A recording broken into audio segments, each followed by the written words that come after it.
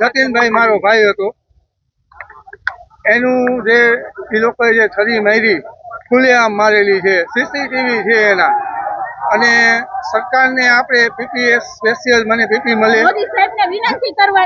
Good સીટનો એના ઉપર ગુનો દાખલ થાય એવી અમારી માંગ છે. ગુડ સીટનો ગુનો દાખલ થાય એવી અમારી માંગ છે. અને અમને ન્યાય મળે પૂરેપૂરો અને ઝડપથી ન્યાય મળે. અને બીજી વખત આવું કૃત્ય મોરબીની અંદર કોઈને પણ કરવું હોય તો વિચાર કરવો પડે 10 વખત. અને બીજો પ્રશ્ન એ છે કે ખુલ્લામે ખુલ્લામ ખાલી એટલું કહેવાથી કે ભાઈ સાઈડ કેમ નથી દેતો, એનો વાંક હતો કે એ સાઈડ નહોતો દેતો. ખાલી એટલું કીધું ભાઈ કેમ સાઈડ નથી દેતો એમ.